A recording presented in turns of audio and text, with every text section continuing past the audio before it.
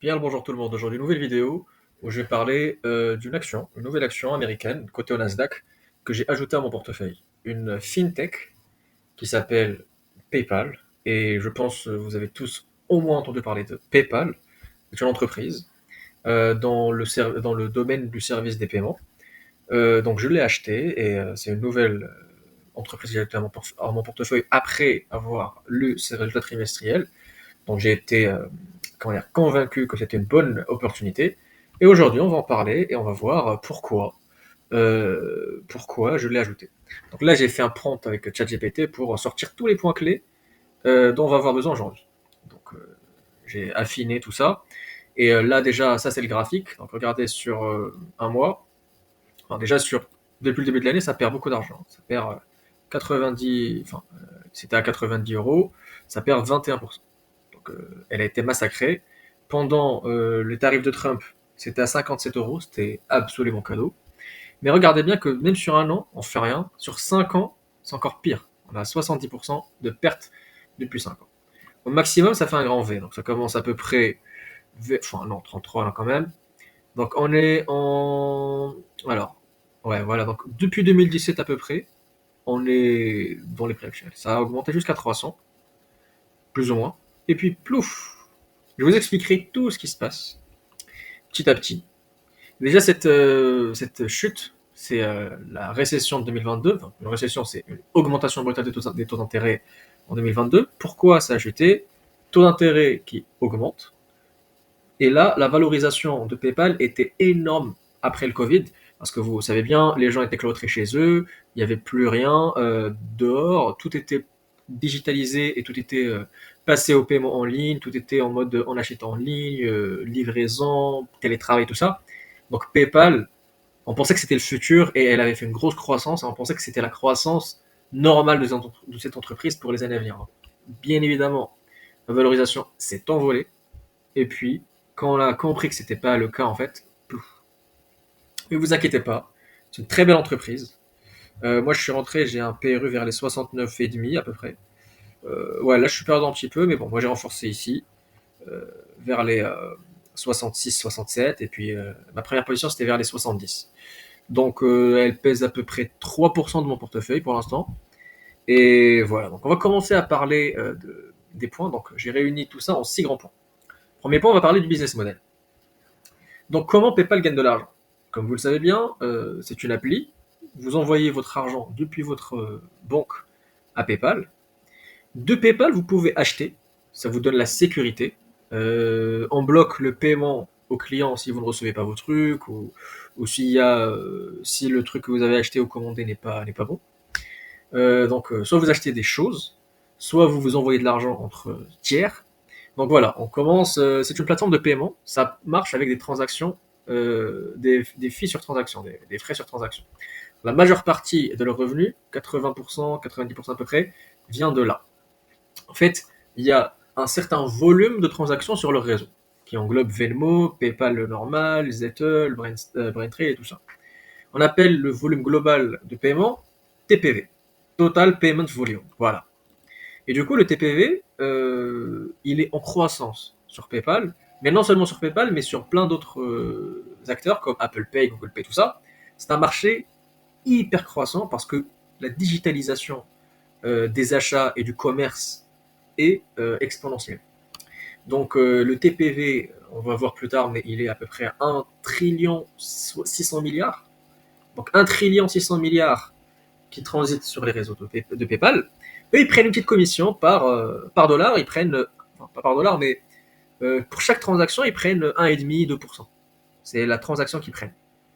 C'est le fee qu'ils prennent. Et bien évidemment, c'est pas entre les tiers. Toi, tu envoies de l'argent à ton copain, il n'y a rien.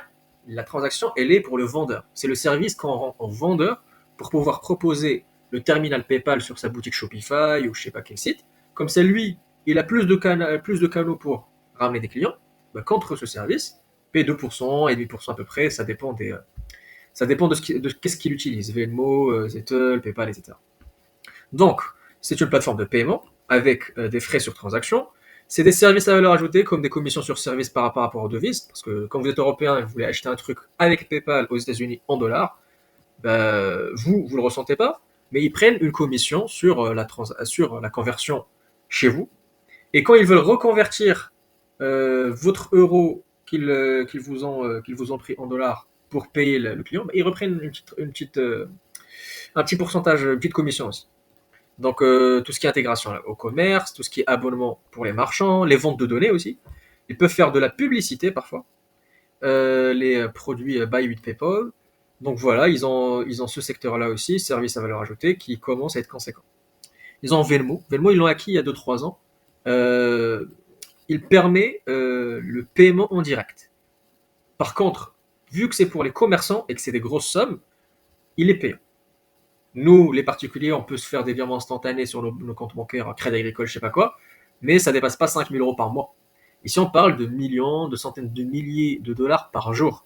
Donc, bien évidemment, si on veut que ça soit instantané, il faut payer plus.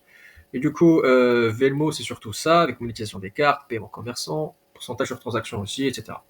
Ils ont ajouté ça qui va peser sur le cours de l'action, mais qui agrandit la part de marché. Je vous explique BNPL, c'est quoi? B comme buy, N comme now, P comme pay, L pour later. Buy now, pay later. Donc, imaginons que vous êtes à Darty. Darty, ou je sais pas, ça s'appelle comment le truc pour les appareils ménagers, bon, Darty, disons, ou Ikea. Vous voulez acheter un meuble ou un électroménager. Soit vous l'achetez cash, soit vous pouvez l'acheter sur plusieurs mois, plusieurs semaines, avec un taux d'intérêt très haut. Par contre, celui qui supporte entre guillemets le risque de crédit, c'est pas Darty, c'est Oné. C'est un organisme partenaire à Darty. La plupart du temps, c'est Oné, parfois c'est d'autres entreprises. Du coup, quand vous voulez le faire, vous remplissez un formulaire, dernier fiche de salaire, etc. Et ils vous disent sur le champ si vous êtes accepté ou pas. En fait, PayPal a introduit ce système sur 4 fois par rapport au truc que vous pouvez acheter en ligne cette fois. Par exemple, là, vous êtes sur Amazon, vous voyez un électroménager qui vous plaît, vous pouvez, sur certains articles, quand le vendeur met cette option, payer sur 4 fois. Bah, quand vous payez sur 4 fois, bah, PayPal, il facture au vendeur, enfin, il paye au vendeur toute la somme, comme si vous avez acheté direct. Il prend une transaction, enfin, une commission, pardon, et PayPal, il se retrouve avec une créance, c'est-à-dire vous devez donner de l'argent à PayPal. D'accord. En fait, PayPal, soit c'est lui qui supporte le risque de crédit, et ça, c'est un petit point noir, soit il cède le risque de crédit à d'autres entreprises, comme par exemple Oné ou d'autres trucs. Donc là, c'est une nouvelle nouveauté. Bien évidemment, on va en parler plus tard, c'est un petit peu, ça fait peser un petit peu de risque sur l'entreprise, mais ça agrandit fortement la part de marché. Donc il y a beaucoup plus d'acheteurs qui vont acheter, donc qui vont avoir PayPal, qui vont participer au réseau, donc les commissions, et qui vont acheter des trucs via PayPal. Donc il y a du BNPL. PayPal propose des paiements plusieurs fois, nanana, nanana. Parfois, elle porte le risque de crédit, parfois elle le cède selon la structure. Et puis, ils ont commencé très récemment à s'introduire dans le marché des cryptos et des stablecoins. Donc, ils ont déjà émis le PYUSD, c'est le stablecoin de PayPal, parce que l'USDC, c'est le stablecoin de Coinbase. Le USDT, c'est le stablecoin de Tether. Bah, le PYUSD, c'est le stablecoin de PayPal. Et il est déjà très utilisé aux États-Unis. Donc il facilite l'achat-vente de crypto, on passe par lui au lieu de passer par d'autres, etc. Donc ils prennent quand même des frais sur tout ça, et de toutes les façons, les dollars, quand ils émettent ça, bah, les dollars enfin les PYUSD qu'ils émettent, ils les ont en obligation. Donc, ils les ont en vrais dollars, donc en obligation qui les rémunèrent. Et puis finalement, ils ont du service B2B. Voilà. Donc, les dernières acquisitions, ils n'ont rien fait récemment, mais ils ont acquis plusieurs actifs, ciblant des paiements payout, POS et des trucs sur les données consommateurs. Le chiffre d'affaires, il a fortement, enfin pas fortement, mais sur 5 ans, il a fortement évolué, sachant que le cours n'a rien fait, voire baissé. Par contre, sur l'année dernière, il a fait 4-7% de croissance, entre 4 et 7% de croissance. Donc, il a fait exactement 5,5% ou 6% de croissance selon le rapport annuel que j'ai lu. Par rapport au chiffre d'affaires, c'est 31,8 milliards, si je me rappelle bien, de chiffre d'affaires qu'ils ont eu. Et en fait, le TPV 2024, regardez, 1,6, 1,7 trillion de dollars. Beaucoup. Et effectivement, ils ont annoncé l'amélioration de la rentabilité pour la guidance fin d'année 2025. Les résultats par segment. Donc, je vous ai sorti ça. Déjà, il faut savoir que les commissions sur transactions, c'est à peu près 80-90% des revenus. Là, c'est les offres à valeur ajoutée, c'est croissant, mais minoritaire. J'ai lu dans d'autres rapports que c'est 5-10%. Venmo, donc là, c'est dans les transactions quand même, mais c'est surtout la marque phare. Ça augmente fortement. Donc, elle a fait une croissance de 50% sur le dernier trimestre. Donc, à voir ce que ça fait. Le take rate, quand vous allez commencer à vous intéresser aux fintech et aux entreprises dans les services financiers et dans les services de paiement, vous allez voir ce terme se répéter. Le take rate, c'est combien on prend par transaction, en pourcentage, tout simplement.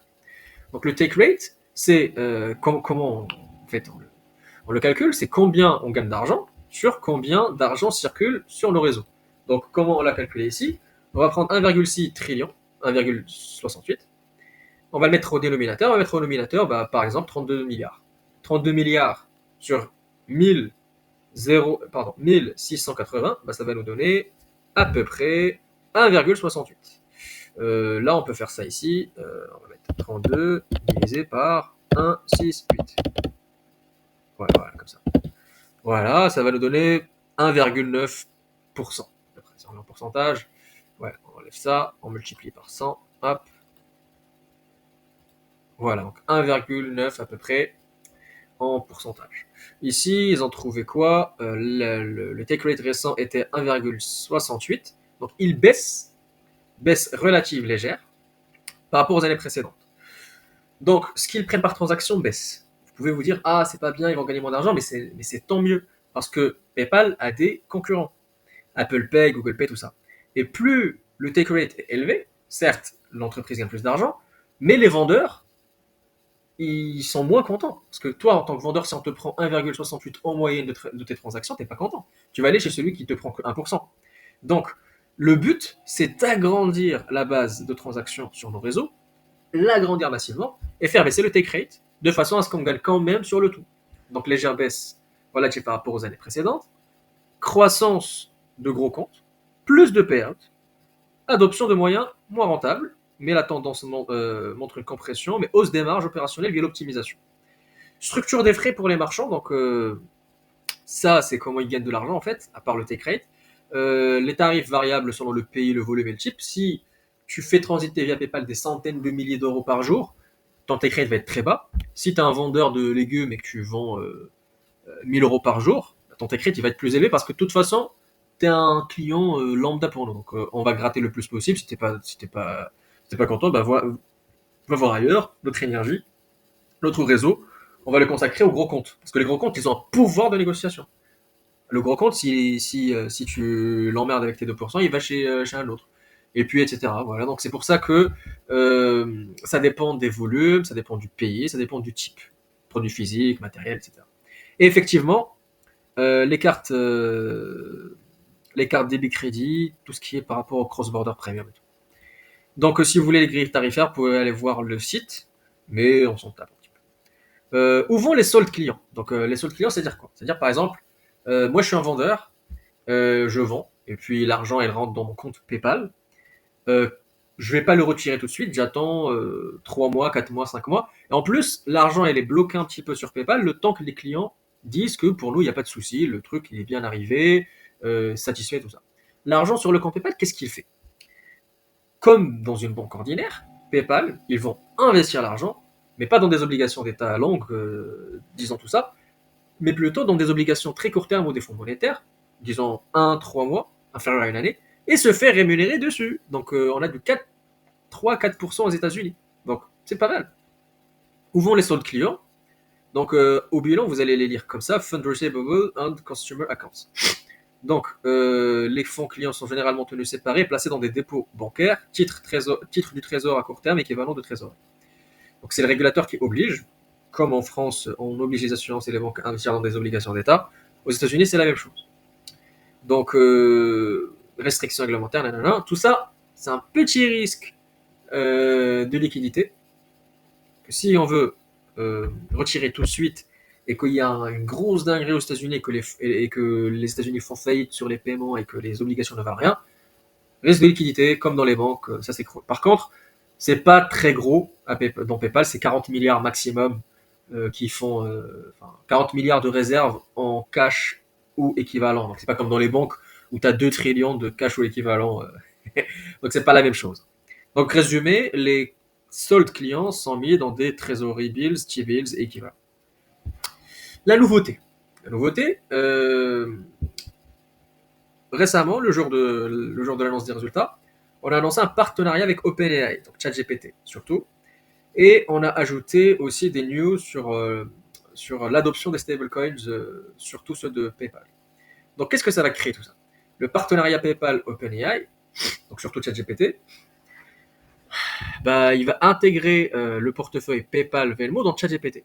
Elle va pouvoir, et ça commence surtout aux États-Unis, faire des achats via ChatGPT. Donc là, on est sur ChatGPT. Supposons je tape, je sais pas, machine à laver pas cher. Il va me sortir des choix.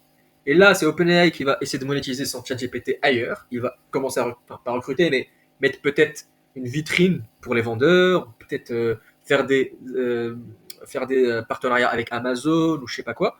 Comme ça, ChatGPT, il pourra vous donner directement des produits des boutiques avec lesquels il est partenaire. Et du coup, supposons, je tape laverie pas cher, il y a laverie pas cher qui s'affiche, c'est Amazon.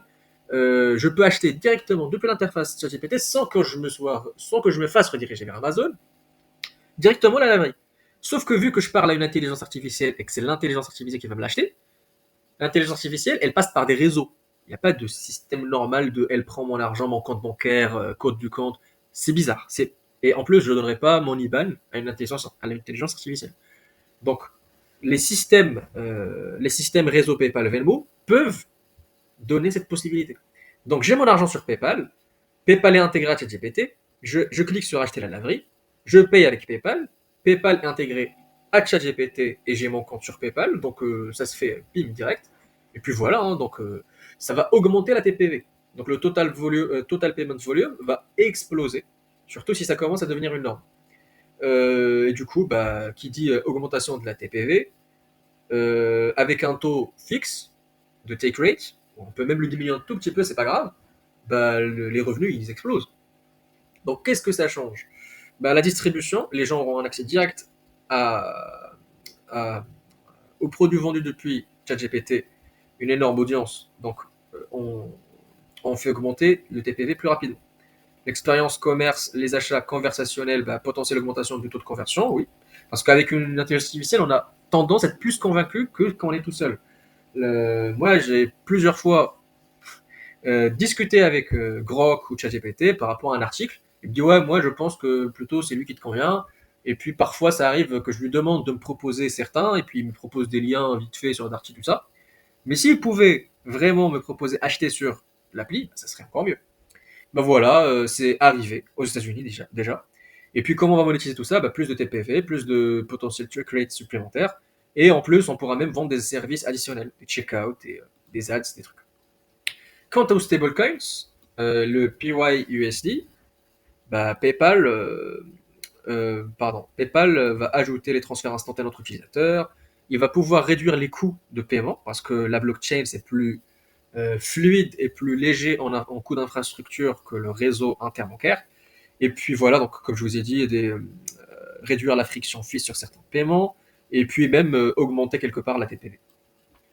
Donc les faiblesses, il y a une faiblesse et je vous ai dit tout à l'heure qu'on allait en parler, c'est le BNPL, Buy Now Pay Later. Pourquoi en fait? En fait, pourquoi les banques normales, comme BNP Paribas, comme JP Morgan, tout ça, sont très peu valorisées, elles sont valorisées très peu cher. Parce que il y a deux risques que ces banques supportent, et je pense il y a trois grands risques en finance, et elles supportent déjà deux risques. Le risque de liquidité et le risque de crédit. Le risque de crédit, c'est quoi? C'est, moi, je ne rembourse plus la banque. En fait. La banque, qu'est-ce qu'elle fait? Elle achète et elle vend son argent. Donc, elle va prendre l'argent que je mets chez elle en cash équivalent, elle va le placer en trésorerie assimilable, en OAT, donc en obligations similaires au trésor. Par exemple, en France, BNP va acheter des obligations françaises. Elle va prendre des taux d'intérêt sur le cash que je mets chez elle. Par contre, elle, qu'est-ce qu'elle va faire? Elle va emprunter à la Banque centrale pour me prêter moi avec une marge. Donc, si vous voulez par exemple acheter un bien immobilier maintenant, vous allez trouver que les taux sont à peu près à 3,5-4%. 3,5-4% sur 20 ans par exemple, en fait, la Banque centrale, son taux c'est 2%. Et eux, ils vont emprunter à deux, donc ils empruntent sur des courtes durées et ils prêtent sur des longues durées et ils se font un spread. Ce spread-là, il est accentué par la courbe des taux. Et plus la courbe des taux est pentue, plus ils gagnent de l'argent. Parce que les obligations à long terme, c'est ce qui indexe les taux immobiliers, les taux de prêt en général. Par contre, le taux de la Banque centrale, c'est ce qui indexe le coût d'emprunt des banques. Donc, pas la peine d'aller trop loin, je pourrais vous expliquer tout ça un autre jour, mais en gros, c'est le risque de liquidité. Si je ne les rembourse pas, eux, ils doivent liquider des obligations pour rembourser la Banque centrale, sauf que c'est pas grave s'ils liquident leurs obligations d'État parce que il y aura toujours quelqu'un d'autre qui va commencer à poser son argent et puis ils se feront de l'argent quelque part ailleurs. Par contre, le deuxième risque, c'est le risque de liquidité. Qu'est-ce qui se passe si du jour au lendemain, pardon, tout le monde veut retirer son argent des banques conventionnelles? En fait, l'argent l'argent qui est disponible dans leur compte, c'est pas l'argent que vous avez. Vous savez bien qu'ils placent tout ça. Donc, ils vont pas pouvoir vous servir tous en cash. Ils devront vendre leur trésorerie, leur treasuries, donc leurs obligations, pour vous rembourser. Sauf qu'en vendant les obligations chutent. Et encore pire, quand il y a un problème politique, les obligations chutent déjà. C'est pour ça que les banques prennent cher quand il y a des problèmes politiques. Et supposez qu'il y a un problème politique, les obligations chutent, vous voulez votre argent maintenant, donc vous forcez la banque à vendre encore plus les obligations, donc tout ce qu'ils avaient comme réserve font comme neige au soleil. Donc à la fin, même en vendant leurs obligations, peut-être qu'ils vous rembourseront même pas. Et du coup, on appelle ça le risque de liquidité. Et du coup, le risque de liquidité combiné au risque de crédit, ça fait cocktail molotov. C'est pour ça que BNP, Crédit Agricole, Société Générale, tout ça, c'est des PER très, très peu élevés. On dépasse même pas 8 ou 9 en France. Tout ça parce que c'est très risqué, c'est pour ça qu'il y a des gros dividendes, même s'il y a de la croissance, tout ça. On a peur parce que c'est des risques systémiques. Donc pour revenir à PayPal, PayPal supporte quand même un de ces risques, c'est le risque de crédit, mais un tout petit peu.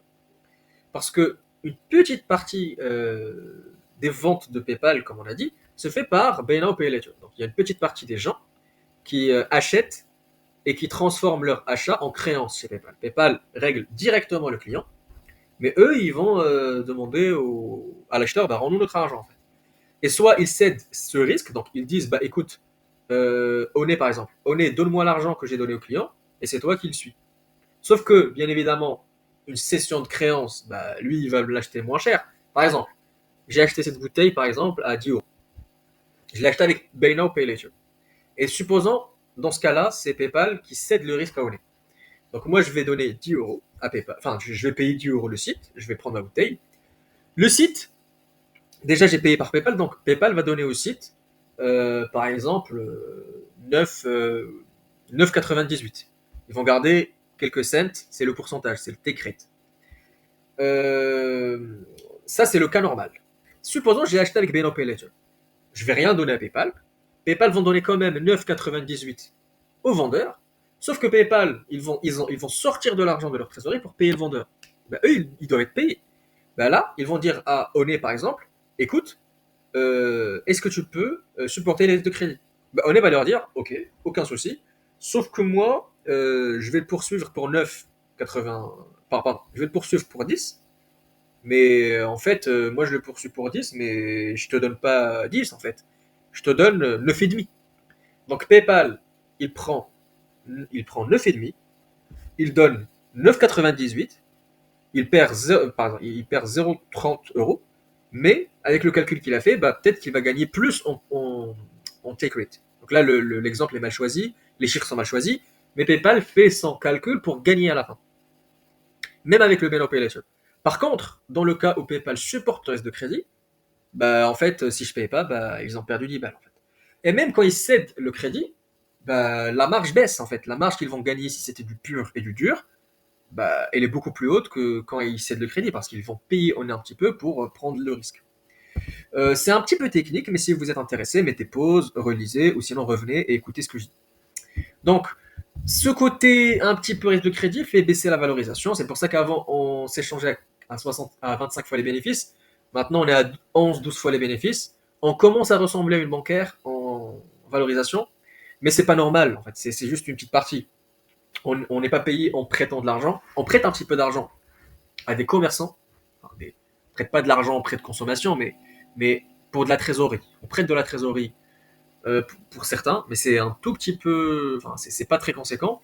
On fait du Buy Now Pay Later, c'est très peu conséquent. La majorité du chiffre d'affaires vient surtout des fees sur transaction, commission sur transaction, et sur les placements du cash des gens dans les obligations.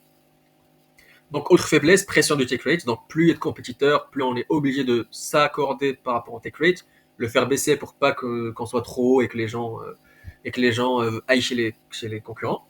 Donc ça peut nous empêcher de croître très rapidement, mais c'est pas grave. Donc aussi, il y a un risque de régulation, etc. Ça, c'est connu. Maintenant, le sixième point et le point le plus important, c'est la valorisation. Certes, on a parlé de tout ça, mais pourquoi ça m'intéresse? Parce que c'est ultra sous-valorisé. Certes, c'est une entreprise fintech en croissance, qui a des perspectives, mais ça, c'est la cerise sur le gâteau. Moi, je l'achète parce que c'est sous-valorisé. Qu'est-ce que je veux dire par sous-valorisé? Je prends les concurrents, je prends le PER historique, les deux, on est très sous-valorisé. Les concurrents se payent à 20 fois les bénéfices, 25 fois les bénéfices. Le PE historique, il était ultra haut, donc on peut même ne pas voir le PE historique. Mais dans tous les cas, on est en croissance, 5-6% de croissance, et là on revient encore plus avec de la croissance après l'arrivée du nouveau CEO, le Alex Chris. Euh, donc la croissance est revenue. La croissance du bénéfice est plus forte que la croissance du chiffre d'affaires. Et la croissance du bénéfice par action est encore plus forte que la croissance du bénéfice. Pourquoi? Parce qu'on rachète significativement les actions. On a acheté 92 millions d'actions en 2024, donc 6 milliards de dollars. Donc il n'y avait pas de dividendes jusqu'au dernier rapport trimestriel. On donnait tout aux actionnaires sous forme de rachat d'actions. Et c'est très bien parce que le rachat d'actions est bien souvent plus pertinent quand l'action est sous-valorisée. Et là, l'action est très sous-valorisée. Donc, ils rachètent les actions, c'est très bien. Ils ont commencé à donner un dividende, mais moi, je suis pas fan, surtout aux États-Unis avec la flat tax. Moi, c'est limite s'ils pouvaient racheter encore plus d'actions. Donc, ils ont annoncé un nouveau programme de rachat d'actions de 15 milliards annoncé en 2025. Bien évidemment, ça sera sur plusieurs années parce qu'ils ne font pas 15 milliards de free cash flow ou de bénéfices nets par année. Ils font plutôt 5-6 milliards de bénéfices nets et un petit peu plus en free cash flow. Et la capille boursière, c'est 65 milliards. Donc on est presque à 10% de yield free cash flow. Ou sinon, autrement dit, on a un PER projeté de 10 ou ou un price to free cash flow à peu près de 10 aussi. Donc voilà par rapport au rachat d'actions. Et free cash flow yield et valorisation basse, plusieurs analystes montrent que le free cash flow yield attractif au-delà de 10% selon certaines mesures, une valorisation perçue comme basse par rapport au flux, d'où la thèse rachat d'actions plus dividende rendement élevé. PayPal a aussi commencé un dividende, donc je vous en ai parlé, et encore plus peut-être que ça va rejoindre les ETF redistribuants, les ETF dividendes croissants, tout ça, donc avoir une revalorisation, afflux massif d'argent vers tout ça, à voir. Donc ce qu'il faut retenir, c'est que c'est une entreprise très solide. C'est une entreprise très solide qui est porteuse de perspectives de croissance, mais qui est surtout très sous-évaluée. J'ai renforcé sur 3 fois. Là, pour l'instant, j'ai à peu près 3%. J'ai 2,93% de mon portefeuille dessus. À voir. À voir. Et puis, peut-être que je continuerai à renforcer. C'est sous-évalué, ça rachète des actions. Il y a de la perspective de croissance, donc moi, j'aime bien. Voilà, donc j'espère que vous avez apprécié la vidéo. Bon courage à vous, et puis à la prochaine.